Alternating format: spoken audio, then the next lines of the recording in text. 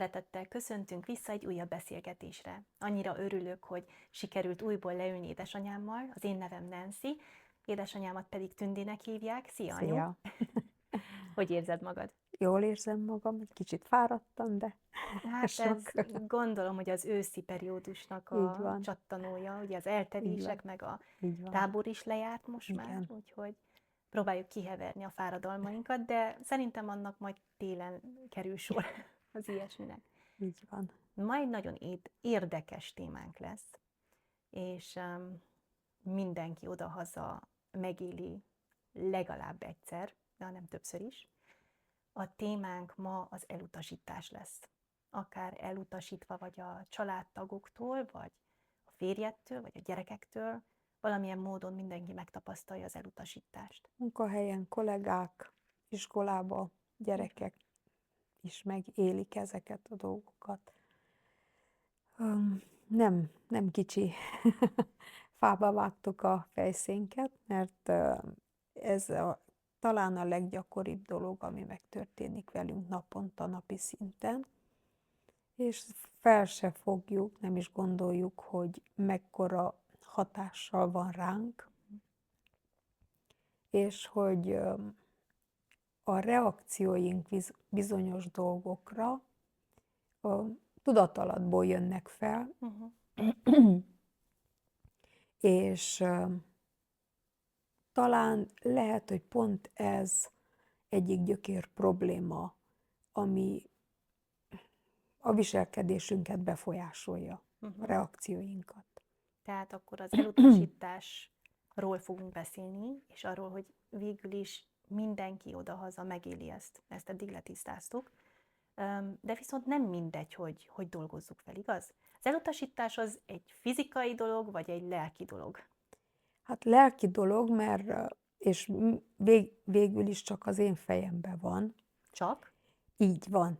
Tehát De várj egy kicsit, és mi van akkor, mikor valaki úgy viselkedik, és mutatja, hogy elutasít? Akkor is csak én csinálom, vagy? igen, mert nekem választási lehetőségem van, hogy élem meg ezt az elutasítást. De azért elutasítás általában, mert az én fejemben van egy elvárás avval a személlyel kapcsolatban, és ha nem felel meg az a személy az én elvárásaimnak, akkor én úgy élem meg, hogy elutasít engem. Tehát akkor itt kezdődik az egész, hogy először van egy akció, egy valami történés, igaz? Így van. Te azt a dolgot azért vonod le, azért viszed úgy be a fejedbe, hogy el vagy utasítva, mert a másik nem azt biztosítja, nem azt adja, amire neked szükséged van. Igen, Ezt tehát mondod? egy egyszerű dolog. Az én fejemben van egy személlyel kapcsolatban egy elvárás, hogy reagáljon bizonyos helyzetbe. Na most az a személy teljesen másképp fog reagálni, akkor én is le kell reagáljam azt az ő reakcióját, és mivel ott van az elvárás, akkor az én fejembe, akkor elutasításnak élem meg, ha nem úgy reagál bizonyos helyzetre, ahogy én azt elvártam volna. Mert nem kaptad meg azt, amire neked szükséged van. Így van. Na jó, hát akkor beszéljük meg, azt ígértük, hogy nagyon gyakorlatiasak leszünk, ezért személyes tapasztalatokkal próbáljuk meg szemléltetni, és végül is lehet mondani ezt, hogy receptet, egy gondolkozási formát, vagy egy új szemléletet nyújtani, hogy odahaza, aki találkozik ezzel az életében, az tudja, hogy kell lereagálni, hogy győztesen jöjjön ki, és megjavuljanak a kapcsolataink. Érdekes, hogy most ugrik be ez a régi történet, vagy amit megéltünk, még a házasságunk elején apuval, és nagyon érdekes, mert most jutott így azonnal eszembe, és már mosolyogtam is rajta, hogy első héten esküvünk után, vagy második héten ordás palacsintát sütöttem. Emlékszem a sztorira. És persze mi mindig kaporral készítettük az ordás palacsintát. Nem ismertem a férjemet még, friss házasok voltunk, kedveskedni akartam, és lent szerelt a műhelybe, javított, és megyek a palacsintával, a tányér palacsintával, hogy kínáljam meg. Ő el is veszi boldogan a palacsintát, beleharap, és az, amit én láttam az arcán, az nagyon meglepett. Mert én persze fent megkóstoltam, nagyon jól sikerült, nagyon finom volt. Nekem, az én fejembe. Tehát ez kedveskedés volt, igen. és vártam azért mondom, hogy a fejünkben van már, várod azt a reakciót a másiktól, ami a te fejedben van, hogy egy nagy széles mosoly lesz, egy ölelést kapsz, egy puszi, köszönet, egy puszi, igen. És erre fel volt egy nagyon, nagyon fanyar grimasz, és nem tudtam átgondolni a helyzetet, tehát, hogy abszolút reagáltam egyből. Vagyis a tányér palacsintát a földhöz vertem. Úgyhogy szerintem apunak is nagyon még nagyobb meglepetés volt, mint nekem, és azt se tudta, hogy ez most hova tegye, miért történik. Mind a derültékből villámcsapás, azt hiszem, úgy volt ez. Ahhoz, hogy kiderüljön, hogy anyósom soha, de soha nem készítette a hígpalacsintát, az ordás hígpalacsintát kaporral. Tehát a kapor íz az neki teljesen ismeretlen volt, nem arra várt, amikor az ordás palacsintába belekóstolt. Na, ezek a helyzetek, és én mit éltem meg? Miért kellett a földhöz verjem a palacsintát? Hát, mert úgy érezted, hogy elutasította azt a kedvességet. Tehát mindjárt egy elutasítást éltem meg, csak pont azért, mert nem azt a reakció, tehát nem úgy reagált arra a dologra, ahogy én elvártam volna. Tehát azért hoztam fel ezt a példát, eszembe jutott. Ez nagyon jó példa. Kézzelfogható példa, hogy jó, ez egy egyszerű példa, de tegyük fel, hogyha éveken keresztül mindig megéled ugyanezeket az elutasításokat. Mondjuk ez egy banális helyzet, ezt meg lehetett beszélni, elkacagni utána. Egy jó emlék, amit elmeséltetek a gyerekeknek. Egy jó emlék, amit még az unokáim is tudnak. Igen. És ez nevetséges. Igen. De vannak sokkal mélyebb sebek az életünkben, amikor ugyanarra a helyzetre mindig ugyanúgy reagál a másik, és úgy érzed, hogy nincs megértés, nincs elfogadás, hanem mindig az a lelki szükségleted, ami ott van, hogy be kellene tölteni, az mindig elutasításba végződik. Na most a lelki szükségleteinkről már beszéltünk, de az elutasítás az megint csak egy elvárás a másiktól, ami tudjuk, hogy nem helyes. Erről is beszéltünk már, de viszont ez a tudat alattiból jön elő, olyan érdekes formában, hogy észre se vesszük, hogy mi történik körülöttünk. És mégis megéljük azt a mély szomorúságot, és azt se tudjuk, hogy most mi a gond. Csak azt érzem, hogy frusztrált vagyok, feszült vagyok, lehangolt vagyok, sírhatnékom van, és nem tudok ebből a gödörből kijönni. Ez egy ilyen mókuskerék. Így van. És addig, amíg nem jövök rá, hogy honnan indult el ez a folyamat, vagyis, hogy mi vitt engem ebbe a gödörbe, addig imádkozol, kéred a Jóistent, hogy szabadítson meg innen, de amíg nem tudod, hogy konkrétan mitől kerültél oda be, akkor nem is tud a Jóisten igazából onnan kiszedni, mert és akkor itt jön a képbe a saját igazam, ami addig, amíg nem kerül a saját igazam a keresztre, vagyis nem engedem el a saját igazamat, addig nem tud a Jóisten engem felszabadítani ebből a helyzetből. Nagyon érdekes, komplex dolog az egész. Tehát elvárással vagyok a másik személytől. Ha én szeretettel fordulok, mindent odaadok, a szívemet áldozom valakiért, tehát mindent megteszek. Nem vagyok tudatába annak, hogy milyen forrásból teszem ezeket. Tehát ez az ijesztő az egészben. Tehát akkor tudatosul csak, amikor én magam alá kerülök, tehát elkeseredek, a másiknak a reakciójából én rossz hangulatba kerülök, akkor tudatosul bennem csak, hogy magamból adtam. Nem a jó forrásra voltam kapcsolódva, amikor én tettem azokat, amiket tettem a másik személyért. Tehát az, ahogy én megélek egy helyzetet, ami a következménye lesz egy viselkedésnek, onnan tudom, hogy jó forrásból vagy magamból próbáltam adni. Így van.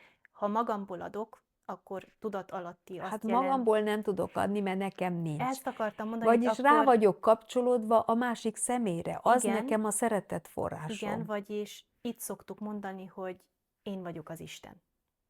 Így van. De így ezt van. nem tudjuk, tehát ez nem... Tudatalatti az igen, egész. és nem tehát ez nem egy határozott dolog a fejünkbe, hogy én vagyok az Isten, és akkor tudom, hogy nem, hanem ezek a viselkedések ezt támasszák alá, hogy nem a jó Isten az Isten a szívemben, hanem én uralkodok. Tehát maga az a gondolat, hogy nekem van, én képes vagyok. Tehát ha én kedves tudok lenni valakivel, csak úgy magamból jön, akkor ez már kérdőjeles dolog. Mert ha letisztázom, és tudjuk azt, hogy képtelenek vagyunk adni, mert nekünk nincs semmi, amit adjunk, tehát én nem tudok szeretni, én nem tudok türelmes lenni, én nem tudok kedves lenni.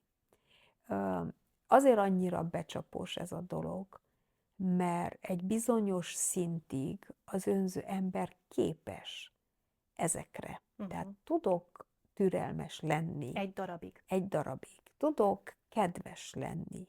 Tudok egy állarc mögé elbújni, és szeretettel, megértéssel, gyöngétséggel fordulni emberekhez. Addig a pontig, amíg az én tűrőhatárom, vagy tűrőképességem nincs próbára téve, vagy nincs az a törékeny pont átlépve az én életembe, amikor már veszteségbe kezd menni ez a kapcsolat, vagy ez a barátság, nem a nyereségre. Tehát mert mi nyereségbe és veszteségbe gondolkozunk. Tehát addig, amíg én nyereségnek látom a helyzetet, addig bármit meg tudok tenni a másik személyért. Amikor én egy helyzetet veszteségnek kezdem látni, akkor már nem tudok se szépen beszélni a másikkal. Tehát a tűrőképességem is elment, tehát már frusztrált leszek, tehát nem vagyok képes szépen viselkedni egy szóval. Na most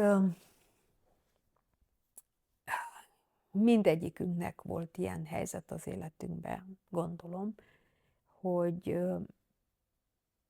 a jól neveltség kedvéért diplomáciával feltesszük a mosolyt, és szépen beszélünk, szépen viselkedünk, mert ez követeli meg tőlünk a jól neveltség. Vagy a helyzet.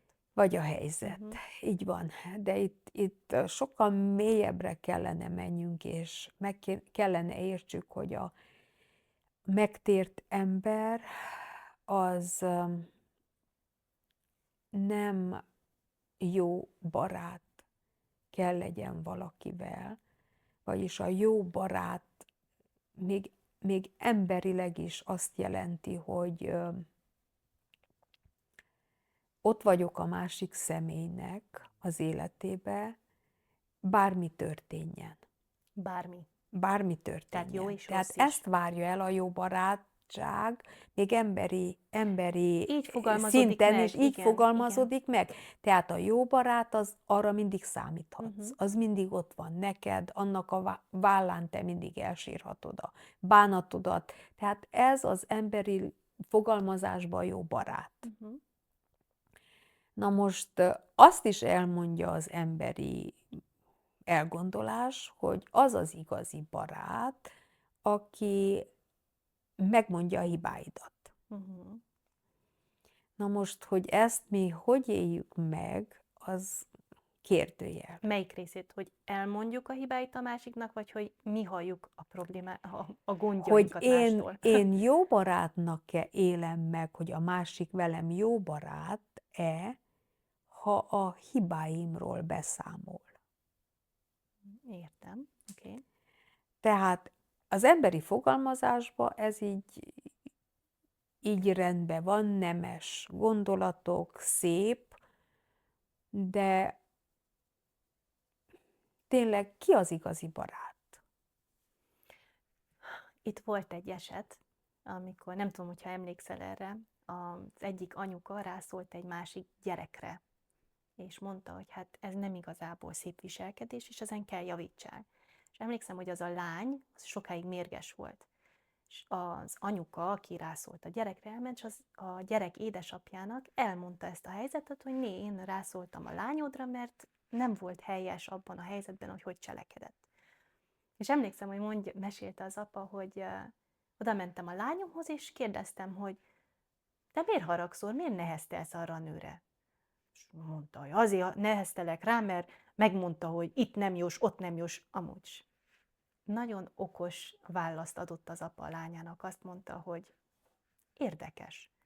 Tehát te csak az olyan embereket szereted, akik nem mondják meg a hibáidat, nem tudsz javulni belőle, és nem tudsz fejlődni a jó fele. De akkor van esélyed jobb ember lenni, ha nem mondják meg a hibáidat? És akkor azt mondta a gyerek, hogy hát nem. Tehát ő, mikor így levezette, hogy végül is a butaság, amiért haragszik, inkább arra kéne haragudjunk, hogy az énünk az, ami útba áll, hogy ne tudjuk ezt az információt elfogadni, és elutasítjuk ezt a segédeszközt. A gyereknek mutatta az apa, hogy hol a hiba, és a gyerek túl tudta tenni ezzel magát, és helyreállt a béke. Így van, nagyon érdekes az, hogy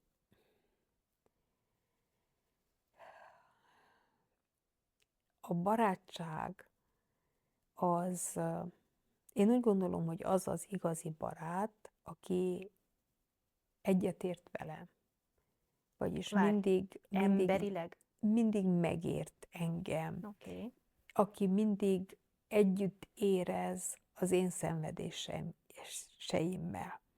Tehát emberileg erre vágyunk. Tehát ez a belső szükségletünk. Ez az melyik emberi? Vagy tisztázzuk a nézőkért.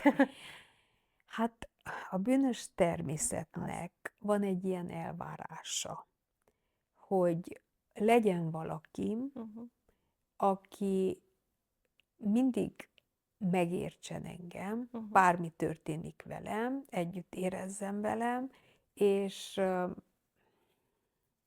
ha lehet, akkor ne vádoljon, vagy ne tanítson. Vagyis ne oktasson. legyen egy olyan forrás, amilyen nekem kell. Én megszabom, hogy milyen legyen, és ha valaki nem olyan, akkor vagy én érzem elutasítva magam, vagy én utasítok el mást. Így van. Értem. Így van. Most, ha egy kicsit a lelkiekre térünk, akkor hogy viselkedünk, amikor el vagyunk utasítva? Hát Tehát elutasításban van részünk, mi történik velünk? megváltozik a hangulatunk Így van. azonnal. Egyesek vagy elkeserednek, vagy felháborodnak, vagy olyan dolgokat mondanak, amit nem kellene, vagy elgondolják, hogy megszakítják a kapcsolataikat azzal a személlyel, ha meg tudják szakítani, vagy büntetik a másikat valamilyen módon. Ugye a házastársak között ez gyakori, hogy büntetik egyik a másikat, vagy olyan következményeket hozunk, ami nemhogy segítene, hanem nagyobb szakadékot alakít ki azon felek között. Jó, na most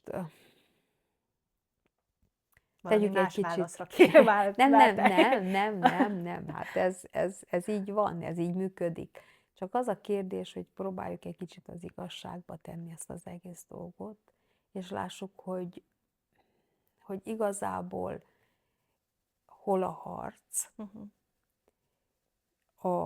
ha tudjuk azt, hogy nem a külső problémákkal kell nekünk harcolni, nem az emberekkel, nem a körülményekkel, hanem a harc az mindig belső. Jó, mert eddig, ahogy leírtuk, ez mindegy toxikus kapcsolat, amire hát most igen. nagyon hangsúlyt fektetnek, hogy ebből szabadulni kell. Tehát menekülni kell. El kell távolítsd magad az ilyen személyektől, mert ezek rossz hatással vannak rád. Így van. Ezt tanítja a pszichológia. Igen, mert elutasítva vagy, mert nem az történik, ami neked kell. Így van. Na most, ha az igazságba tesszük, akkor az isteni szeretet, az az önzetlen szeretet, aki soha nem keresi a maga hasznát. És korintusi levélben nagyon szépen le van írva az, hogy végül is mi az a cél, vagy melyik az a mérce, amit az Isten úgy elénk helyez. Ha megkeresnéd egy kicsit és felolvasnád, nagyon jó lenne. Addig, amíg megtalálod, csak annyit szeretnék mondani, hogy a kérdés csak az, hogy ha engem elutasít valaki, akkor elkezdek a magam, mert ez jön automatikusan, hogy elkezdem a saját magam sebeit, az én fájdalmamat, az én megbántásomon kezdek gondolkozni, és kezdek mélyen magam alá kerülni, mert igazságtalanságnak élem meg az, ami történt, vagy Isten kegyelméből megpróbálom a másikat sajnálni, olyan értelemben, hogy megpróbálom megérteni a másik szemét, és sajnálni, hogy milyen lelki állapotot kell megéljen, vagy mennyire csalódott bennem, tegyük fel. Tehát a fókusz magamról át kellene kerüljön a másik személyre. Ez a cél. Tehát Isten erre hív el minket, hogy az isteni szeretet az soha nem keresi a maga hasznát. És végül is ezt a szeretetet kellene én a Jóistentől elvegyem, és a fele barátom fele nyújtsam. Vagyis átadni azt a szeretetet, ami az isteni szeretet, vagyis én ne a magam dolgaival foglalkozzak, ne magam körül kezdjek forgolódni, és ne is a magam hasznát keressem ebbe a kapcsolatba, hanem próbáljak segíteni a másikon, ha tudok, és próbáljam szeretettel körülvenni, ami Isten nélkül lehetetlen. Mert pont én vagyok megbántva, pont én sértöttem meg, pont velem jártak el igazságtalanul, ez az én fejemben így van, így látom, De a ez, két ez, szememmel, de ez a teljes valóság, mert mindenkinek az a valóság, amit a saját amit fejében megél. így van, Tehát így van. ezt hiába veszekszel másra, hogy nem úgy van, mert az az igazság. Tehát ő konkrétan megvan. azt éli meg, és minden személy azt él meg, amit ő igaznak lát. Tehát az ő igazsága miatt szenved. Mert ő azt megéli, hogy ha nem is úgy van a valóságban, mert lehet, hogy teljesen félreértette a helyzetet, vagy teljesen másképp dolgozott fel bizonyos dolgokat, de az valóság. És akkor én így kell megközelítsem azt a másik szemét, hogy nem az, tehát, hogy ne én legyek a fókuszba, hogy ez megsértett, ez igazságtalanul vádol engem, vagy ez engem támad, vagy elutasít. Tehát az elutasítást, hanem próbáljam az isteni szeretetet, ami azt jelenti, hogy én a másik személlyel kezdjek el foglalkozni, a másikkal kell törődjek, lássam, hogy a másik mit élt meg, hogy éli meg ezt a helyzetet, vajon miért van benne ez a feszültség, ez a forrongás, ez a keserűség. Tehát, hogy igazából akkor lenne esélyem segíteni a másikon, hogyha én meg tudnék halni abba a pillanatba az énnek, vagyis az én sértődékenységemnek, az én megsértésemnek, az én elutasítás érzésemnek, és teljesen félre tudnám tenni az útból, és a cél az lenne, hogy az Isten kegyelméből, az Isten segítségével tudnék a másikra koncentrálni, és a másikon segíteni. Na, olvasd fel akkor, ha megtaláltad. Megtaláltam egy jól ismert ige szakasz, de hadd olvassuk megint fel. 1 Korintus 13. Ha embereknek vagy angyaloknak nyelvén szólok is, szeretet pedig nincsen én bennem. Olyanná lettem, mint a zengő érc, vagy pengő cimbalom. És ha jövendőt tudok is mondani, és minden titkot, és minden tudományt ismerek is, és ha egész hitem van is, úgy annyira, hogy hegyeket mozdíthatok ki helyükről, szeretet pedig nincsen én bennem. Semmi vagyok. És ha vagyonomat mind felétetem is, és ha a testemet tűzre adom is, szeretet pedig nincsen én bennem. Semmi hasznom abból. A szeretet hosszú tűrő, kegyes. A szeretet nem irigykedik. A szeretet nem kérkedik, nem fuvalkodik fel. Nem cselekszik égtelenül, nem keresi a maga hasznát.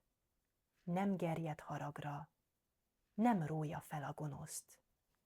Nem örül a hamisságnak, de együtt örül az igazsággal. Mindent elfedez, mindent hiszen, mindent remél, és mindent eltűr.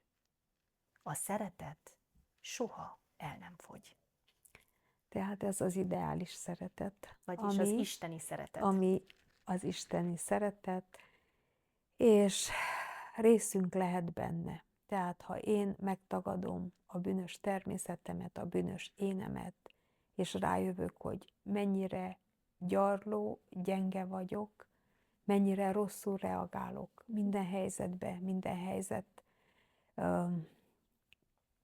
magam alá kerülök, elutasítást élek meg, van lehetőségünk fejlődni, mert a Jóisten elénk tűzte ezt a célt. Na most az a kérdés, hogy kellett volna nekem a palacsintás helyzetet lereagálni. Hát itt írja, ha én eltűr, a szeretet tűr. Ha én hajlandó vagyok arra, hogy a Jóistent tartsam magam fölött, vagyis hogy az ő látásával próbáljak látni, az ő gondolatai, nem a mi gondolataink, de próbáljak abban a szeretettel szeretni, és a Jóistentől kérni azt a türelmet, azt a szeretetet, amivel ő rendelkezik, és ő nekünk adja, mert mert mindent megkaphatunk, ha Aki kérjük. kér, Aki annak kér, adatik. az megkapja.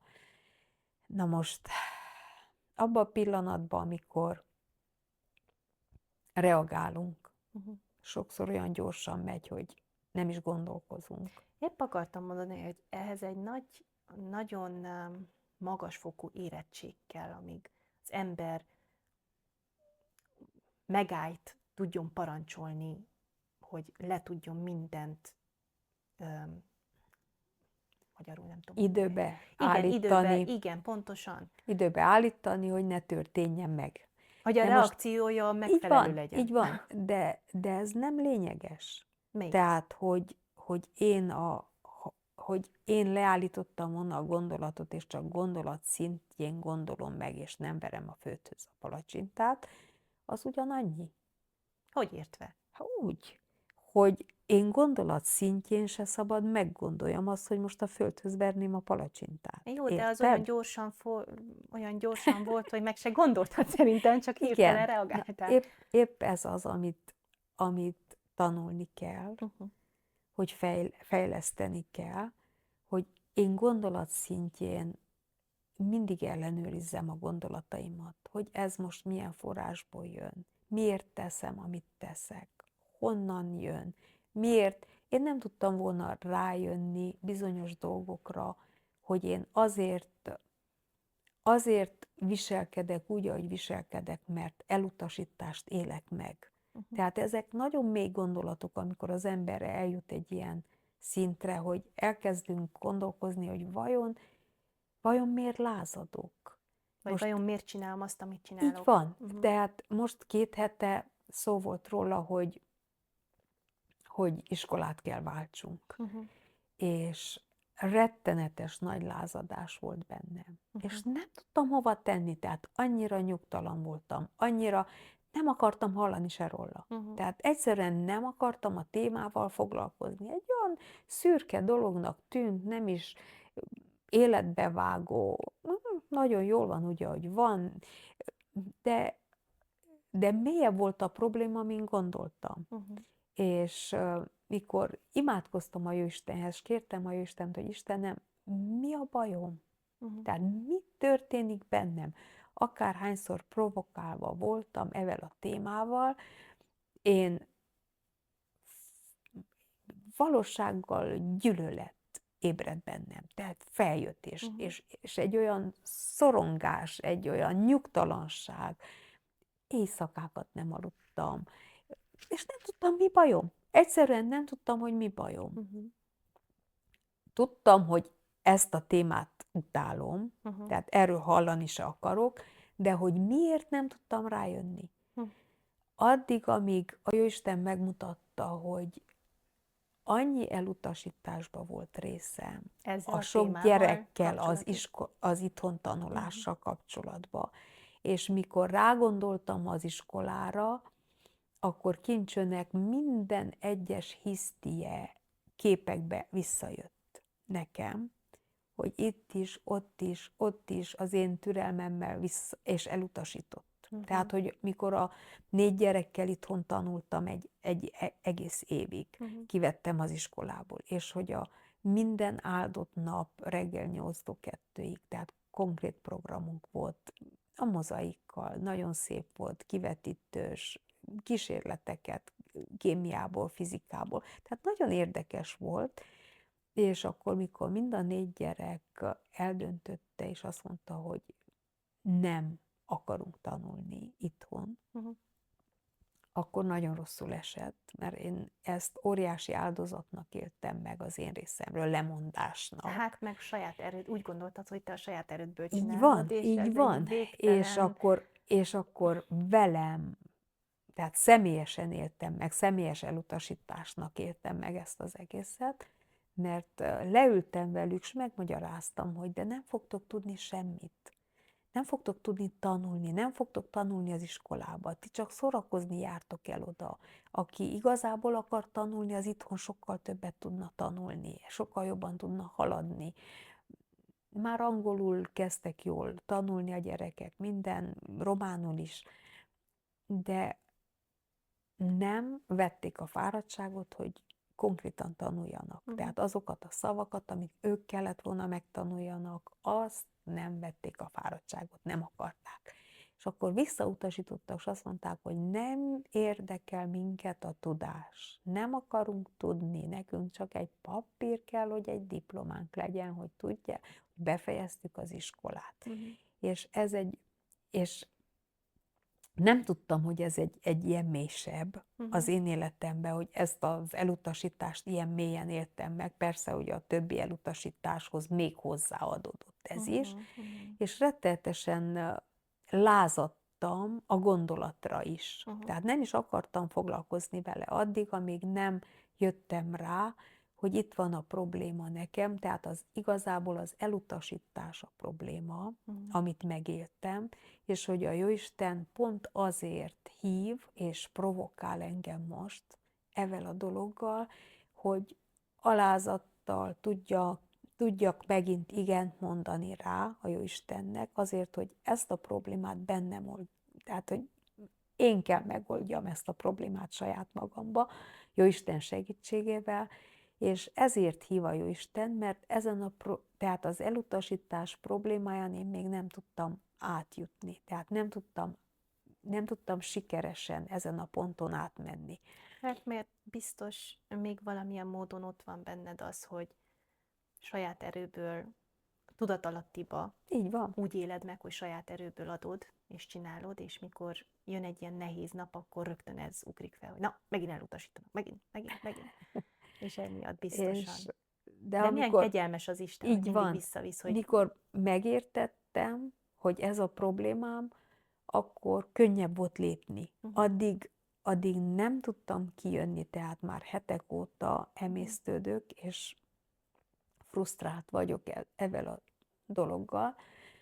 Úgyhogy jövő héten, ha Jóisten megsegít, akkor Szucsáván leszünk továbbképzésen 3 napig az új iskolával kapcsolatban.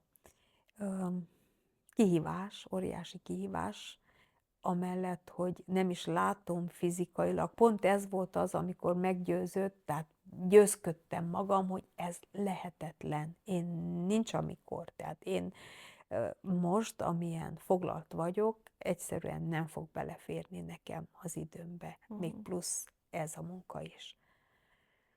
Na de Jóistennél nincsenek lehetetlenek, és ha ő így lássa jónak, hogy nekem itt fejlődni kell ezen a ponton, mert igazából rájöttem, hogy a szenvedéssel, tehát az elutasítás mögött ott van a rettenetes nagy szenvedés, amit az ember éveken keresztül megélt, és azért menekül ezekből a szituációkból. Nem akarom megengedni valakinek, hogy engem bántson. Tehát én menekülök. Így van. Tehát a fájdalmat el akarom kerülni. Tehát itt van a probléma. A kapcsolatainkban, ha valaki engem bánt, akkor én menekülök. Tehát azért hárítok, és menekülök abból a helyzetből. Na most itt volt nekem a problémám, tehát annyira mély volt, és annyira lázadtam, és végül is a Jóisten ellen lázadtam már, hogy Istenem, én ezt nem látom igazságosnak. Tehát ez az én igazam, azt nem tudtam elengedni ebbe az esetbe. És a Jóisten türelmes, ő mindig olyan helyzetekbe visz minket, ahol tanulni és fejlődni tudunk, és hogy megérteti velünk, hogy engedelmeskedni tudjunk, tehát el tudjuk fogadni az ő útját. Az ő útja mindig jobb, mint a miénk, és csak azt akarom mondani, hogy mikor végül is hajlandó az ember, hogy feladja a saját igazát, akkor megtalálja azt az igazi lelki békét, amire vágyik. És úgyhogy most úgy vagyok vele, hogy megtaláltam azt a békét újra, amit elveszítettem ezzel a harccal, és gondolom, hogy fejlődni fogok, mert másképp a Jóisten nem visz bele ilyen helyzetekbe. Így van, ez egy olyan kihívás, hogy nekünk szabaddá kell válni, még attól is, hogy ne kelljen féltsem magam Uh-huh. az emberektől. Tehát teljesen szabaddá kell váljak ott, hogy sebezhetővé kell tudjam tenni magam, és ne fájjon. Uh-huh. Tehát ez egy nagyon érdekes dolog, de ha Jézus életét nézzük és szemléljük, ő pont bármilyen szenvedésen, tehát nem mentette ő magát a szenvedéstől, hanem hagyta, hogy az emberek visszaéljenek a jóságával, a szeretetével, Sőt, még el is utasítsák. és elutasítsák, tehát az elutasítás volt a legnagyobb az ő életébe, és mégis nemes lélekkel tudta szeretni az ellenségeit. És nem volt sebezhető. Fájt neki, de a más emberért fájt. Nem az énje központoságáért fájt neki, ami történt vele. Hanem azt mondta, atyám, bocsáss meg nekik, mert nem tudják, hogy mit cselekeznek. Akkor sem magával volt elfoglalva. Pont ezt akartam mondani, hogy ő azt a veszteséget nem személyes veszteségnek vette, hanem az Istent sajnálta, hogy őt éri a veszteség. Igen, Istent érte a veszteség, meg az embereket sajnálta azért, hogy egy ilyen lehetőséget szalasztanak el, ekkora a vakság, hogy ilyen szenvedés lesz majd az osztály részük, pont azért, mert nem mérik fel, nem tudják, hogy most milyen lehetőséget veszítenek el, vagy pont milyen választást hoztak meg. Tehát összegezve ezt az egész beszélgetésünket, ha az ember azt gondolja, hogy adja a szeretetet, és nem csak adja, hanem még türelmes és hosszú tűrő, kegyes, de ha egy olyan reakciót kap vissza, ami erre nem számított, akkor egyből tudhatja, hogy honnan adta, és kitől adta azt a szeretetet, igaz? Így van. Ha viszont nem reagálja le azt a szemét úgy, ahogy régebb lereagálta volna, ami megsértődés, elutasítás, vagy te utasítod el, vagy te érzed elutasításnak, vagy bünteted, akkor, ha nem sajnálod, akkor viszont az Isten lelke dolgozik benned, és hálás szívvel tudsz hálát adni a Szentléleknek, hogy elindult egy folyamat, és kéred, hogy ezáltal a helyzetek által a másik szemét felüdítsed, és bátorítsad őt is, hogy megkapja azt a kapcsolatot a Jóistennel, hogy hozzácsatlakozzon. Így van. És ez nagyon nehéz, mert az embernek ez egy teljesen abnormális dolog. Bűnös természettel teljesen ellenkezik. Teljesen. Tehát az én igazam, mert én látom, a két szememmel látom, hogy ez úgy van, és úgy is élem meg a helyzetet. És akkor ezt megtagadni, amit én látok, és amiből meg vagyok győződve, hogy az úgy van, ezt csak abból látom, hogy nem úgy van, hogy ha úgy lenne, akkor nekem lelki békém kellene legyen benne. Ha nincs lelki békém, akkor valami nem jól működik.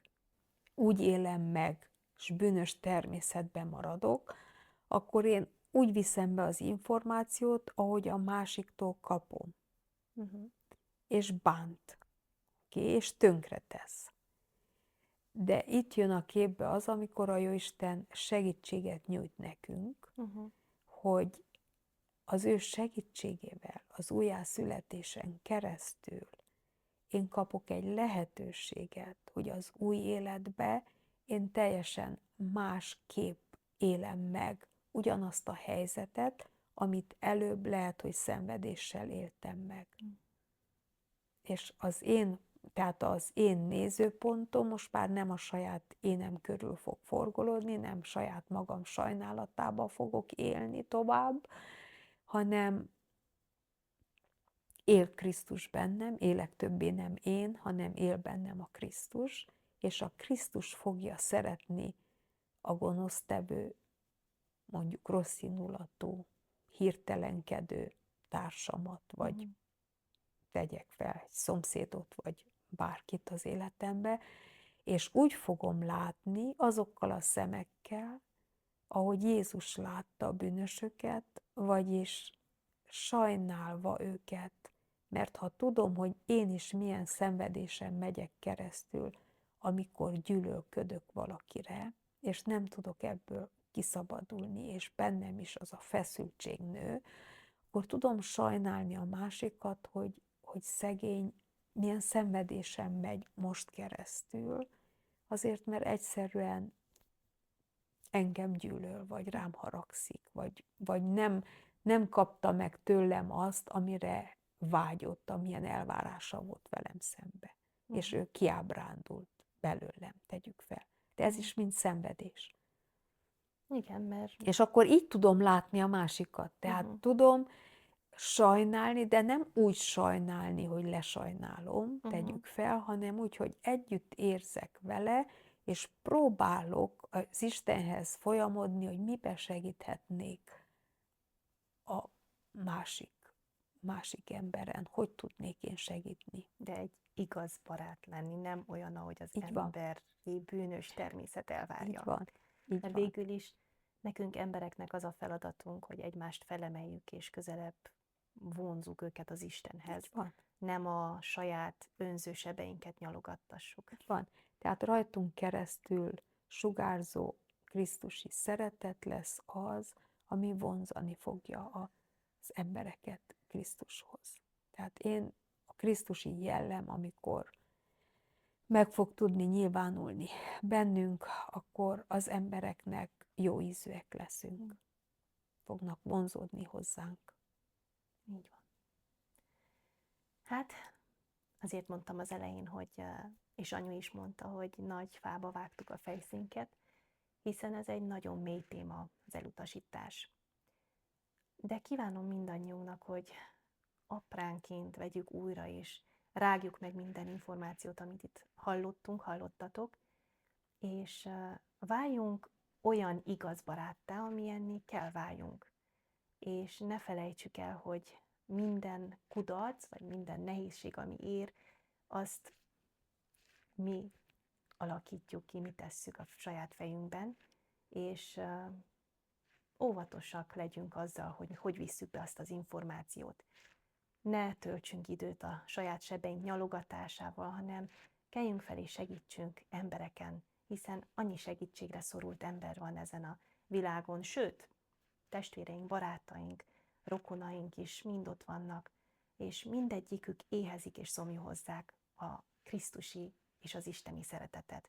Azt kívánom, hogy mindannyian csatornákká váljunk, és minél hamarabb be tudjuk mutatni Isten szeretetét, és meg tudjuk ismertetni a világgal. Szeretettel maradunk veletek. Viszlát!